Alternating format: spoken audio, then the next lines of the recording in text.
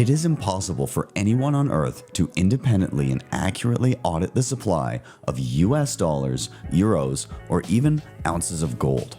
However, you can audit the supply of Bitcoin for free by simply typing in 15 characters. Today we're going to take a look at how to download and start your own Bitcoin node, connect your Bitcoin wallets to it, and audit the supply of Bitcoin. I'm Ben with the BTC Sessions. This is your daily session.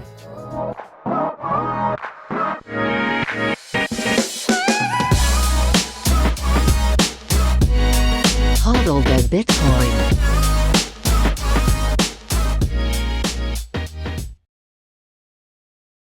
A Bitcoin node contains a copy of the ledger of every single Bitcoin transaction that has happened since its inception back in 2009. It also carries a copy of the rules that govern the network. Today, we're going to download our own Bitcoin node onto our computer and use it to verify the supply of Bitcoin. Now, what do you need to know in order to successfully navigate this tutorial? Actually, not too much. You can just follow along with me. You just need a laptop with a little bit of space on it and a little bit of time. You don't even actually have to own Bitcoin in order to do this. If you're just sitting there, you're curious how this works and you want to try it out with us, just follow along. You do not have to own Bitcoin in order to run a node and audit the supply. Now, for the keeners out there that want to do a little bit extra, later in the video, we're going to learn how to connect a Bitcoin wallet to your node and why that's so important, so stay tuned for that as well. But in the meantime, let's get started and download our node. Here we are on a website, bitcoincore.org, and I've included this in the show notes down below. All we're going to do on this website is up top, look for the download tab, click there. It will give a bunch of options down below for the type of computer you may be on, but it should automatically know and simply have a download button up top, which I'm going to click now. I'm now going to open up my downloads folder on my computer here, and I see this file that says Bitcoin 28.1, which is the version that we downloaded here. And I'm going to double click on it. It's a zip file, so it's all compressed. And when I double click on it, it unzips an actual program. Now, I don't want to just leave this in my downloads. I probably want to drag it over to my application. So I'm going to do that, but you don't have to if you don't want to. And now I have it in my applications folder right here. I'm just going to get this off my screen and I can just open it up. Now, we'll give you a little warning because a lot of computer systems just aren't familiar with the Bitcoin software. It says it can't check for malicious software, but I do want to open it. So if that problem arises, you're going to right click it and you're going to click open from there. And it will say, hey, do you actually want to open this? I'll say yes. And that will open up the program here. And I'm going to get a few settings in this welcome menu. Now it says, do you want to use the default directory? So store it in the typical place. I'll just keep that. Yes. Now I do want this little checkbox at the bottom where it says limit blockchain storage to 2 gigabytes. So right now, with the entire history of Bitcoin's transaction base, it is around 620 gigabytes if you start with the earliest transactions from 2009. So what you have an option to do is still go through all those and audit them from the beginning, but only keep the latest 2 gigabytes that you're currently working on verifying. So you start from the beginning, work up to 2 gigabytes worth of transactions, and then as you continue to move forward, you delete the old ones because you've already verified them yourself. And so that's what I would like to do. And any of you that don't want 620 gigabytes of your computer space taken up can do this method. I think it's a pretty good one to do. So I'm going to hit OK. And here we go. This is Bitcoin Core. It's starting from the very beginning of the entire history of Bitcoin and is going to slowly go through and is going to check all of the transactions all the way up to today until it gets a picture of where the network is, who owns what, and we're going to leave it be. You're just going to leave your computer and let it catch up. Might take a few days depending on what type of hardware you're on, but just leave it be. And once it's done, we'll take a look at what it looks like. Bitcoin Well is the best place to be buying and selling Bitcoin in Canada and the US. And now with Bitcoin Well Infinite, it's also the best place to be making large buys at their OTC desk of over $50,000. Their white glove service gives you fast transactions, no slippage, and the lowest fees. You can scan the QR code on the screen or simply head to bitcoinwell.com/BTC sessions to sign up today. And you can share your own personalized referral link to earn commissions. CoinKite has been in the game for years, creating hands down the best and most secure hardware when it comes to securing your Bitcoin. The Cold Card Q is an absolute powerhouse and my daily driver, and it's ideal for newcomers and advanced users alike. The Tap Signer gives you a low-cost, user-friendly option for those just getting started or for convenience when traveling. You can head to CoinKite.com and use code BTC Sessions for discounts, or simply scan the QR code on the screen to get started right away.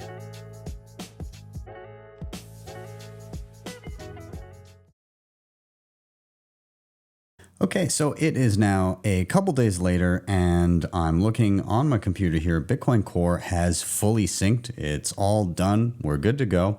And this is what it looks like. It does give us the option to create a new wallet. Bitcoin Core is a full node, but also is a Bitcoin wallet that you can use.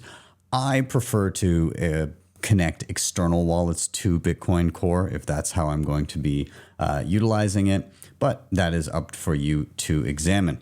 Nonetheless, we are here initially to audit the entire supply of Bitcoin using Bitcoin Core. So how are we going to do that? Well, I'm going to include a link to this page here, and this gives us some details about what to do. And the only piece that we need from this whole page is this little section here on Bitcoin Core with 3 steps. So step 1, it said to download and install Bitcoin Core, then wait for the initial block download to complete. We've done that. We're on now to part 2. Open the console within Bitcoin Core and enter the following value. Get TX outset info, all one word. So I'm going to paste this into the show notes down below, along with the link to this page in particular. But right now I'm just going to copy that little piece. We're going to jump back over to Bitcoin Core. All we're going to do is up top, we're going to click on Window and then Console, and that's going to open up this secondary window right here. Down at the very bottom, I'm going to paste in that thing that I copied. It does say, hey, this is a command it recognizes, so that's why it says it twice there, but I'm going to hit Enter. And then it's going to start working. And what it's doing is it's going through the entire history to see how much Bitcoin exists right now, today, at this moment in time. Now, after a couple minutes, I am greeted with this message. And it has a number of different metrics to look at. The important ones that I want to pay attention to is where it says height 881084. That pertains to which block we are on, 881084. So it is looking at, we just had a block confirm during my checking.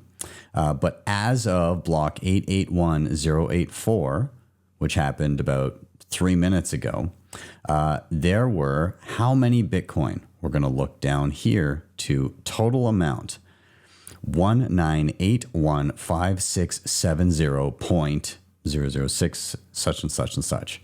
So basically 19.81 million and change. And so this is how we tell the total supply of Bitcoin. Now, if you wanted to coordinate this with multiple people in different places around the globe, you could do it, and you should all get the same amount at that point in time. So how would you coordinate that? You would pick a block, an upcoming block that you all want to do this at. So over here, this is mempool.space, and it shows the blocks that have been confirmed and the blocks that are waiting to confirm.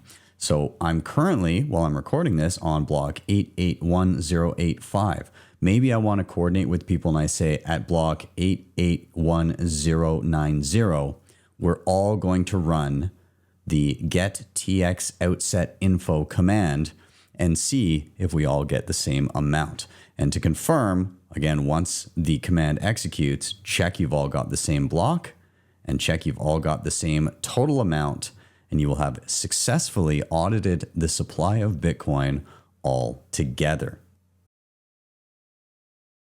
Now, some of you may be wondering, why is there this long decimal place at the end of the total amount? Especially if you're familiar with the halving schedule.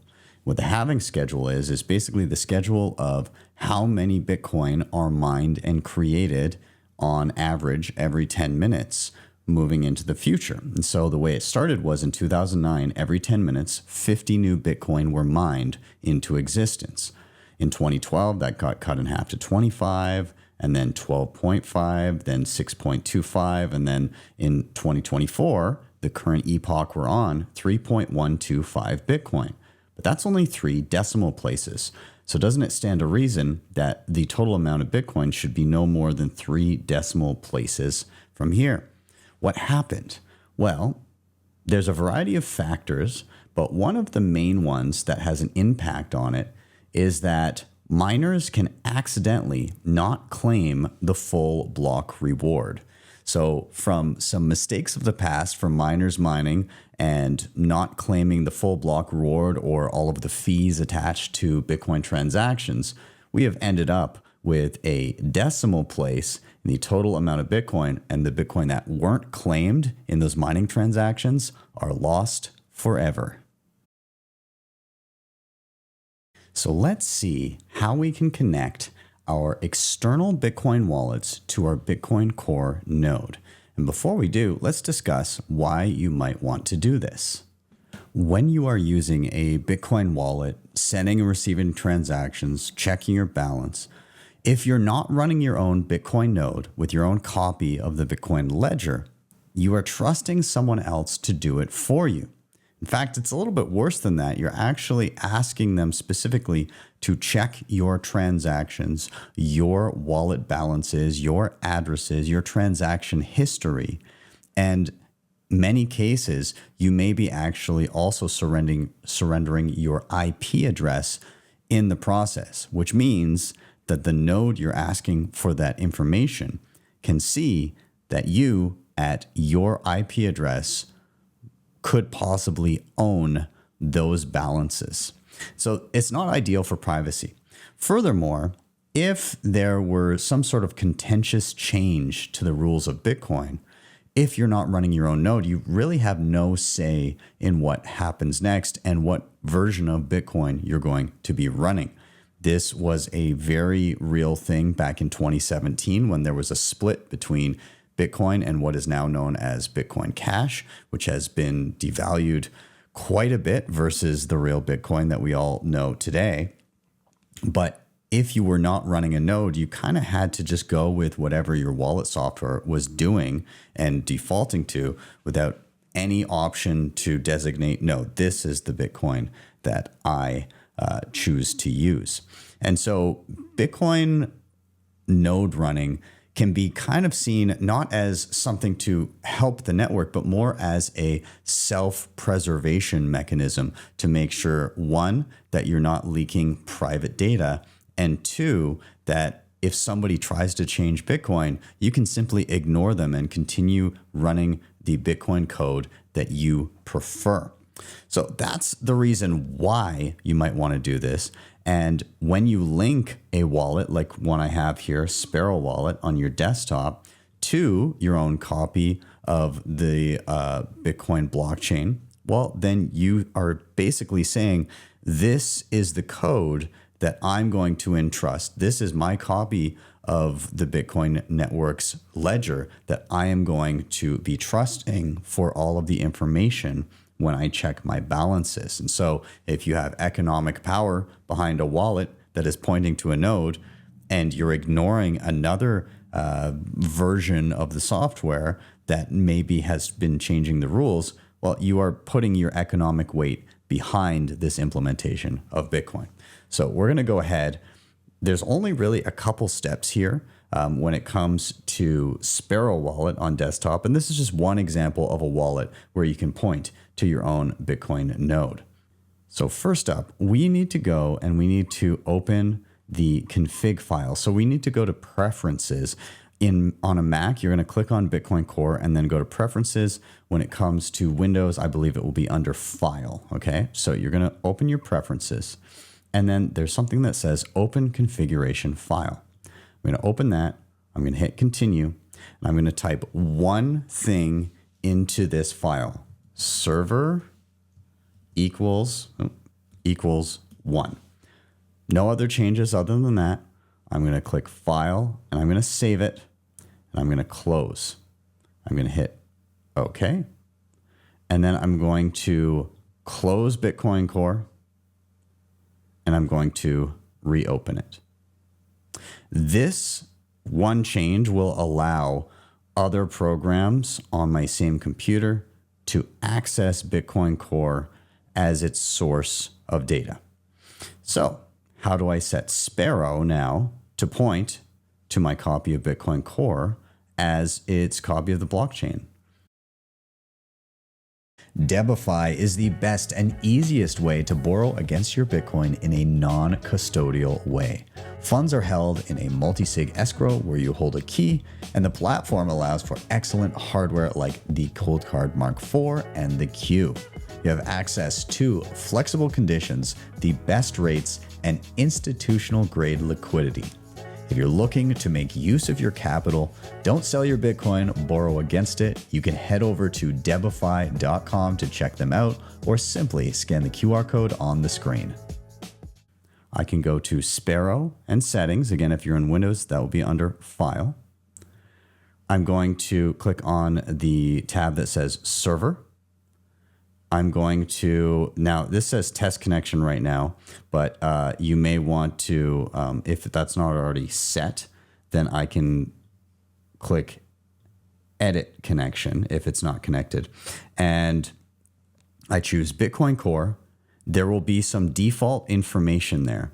Now this default information is pointing to your own machine and it's going to the default folder that Bitcoin Core would typically be stored in. All you're going to do is click Test Connection. You can see it now gives me a green check mark connected to, and a whole bunch of different information here. I can choose Close, and I'm now connected to my own copy of Bitcoin Core. Any wallet activity from here on in that I do within Sparrow, and I can use hot wallets or cold wallets like with hardware or multi-sig, doesn't matter what I'm doing now. Everything that I do within Sparrow Wallet, every bit of wallet activity will be checking Bitcoin Core for my balance as opposed to checking somebody else's node. And once again, I'd like to say, if you're curious about Sparrow Wallet, I'm not going in depth with how to use it as a wallet in this video, but you can check out my previous Sparrow Wallet tutorial. It is in the show notes down below. Now, it's important to note that in order for Sparrow Wallet to continuously be able to give you the correct information about your the state of your wallet and how much money you're holding and transactions and everything, you need to have Bitcoin Core continuing to run in the background. So make sure that if you shut it down and you see weird things happening with Sparrow, that's why. Keep Bitcoin Core running so that you are up to date. If you do turn off your computer and reopen Bitcoin Core, it may need a little bit of time to catch up and download the latest transactions. In this video, we've shown the cheapest way for somebody to run their own Bitcoin node, verify the supply of Bitcoin, and link their external wallets to their Bitcoin node. But this is not the only way you can run a Bitcoin node. There are also a plethora of plug and play devices that you can either buy outright or build yourself. I'll highlight a few that I actually have running right now. So this is my Start 9 node. It is a plug and play mini PC thing that just sits on my shelf and plugs right into the wall and into my router. And it gives me not only Bitcoin Core, but it also gives me all these other tangential applications that I can run, like a Lightning node or BTC Pay server for accepting Bitcoin payments and creating invoices, and auditing transactions with mempool and all these things that I can run on my own device independently. Now, there's also other options like Umbrel. They've gone for a very clean aesthetic that looks similar to something like an iPad, very simple to use. Again, plug it into your router, and then access it via your browser. And there's one other example I wanted to show you. This is my FutureBit. It's actually a home miner that is doubling for me as a bit of a space heater for the office, but it also runs a full Bitcoin node, which I can connect Sparrow Wallet and other wallets to on my local network. So there are a variety of different ways in which one can run a Bitcoin node. Of course, these devices cost money or cost money for parts to build, but you always can default back to running Bitcoin Core, downloading and syncing it for free on your computer, and still connect your own Bitcoin wallets to it and audit the supply anytime you like. Thank you guys so much for watching. As always, please do like, subscribe, and share to help me spread Bitcoin education and information and help with worldwide adoption of the soundest money people have ever seen. If you want to help the show in another way, you can hit up the previously mentioned sponsors in the show notes down below. And if you're curious about any of the other node implementations I mentioned, they're also linked with full tutorials down below. If you're having trouble and you need some additional handholding that these free tutorials are not quite scratching that itch for you, reach out to my team at bitcoinmentor.io to book yourself one-on-one education sessions today. Until next time, keep stacking sats, keep stacking skills. I'm Ben with the BTC Sessions. This was your daily session.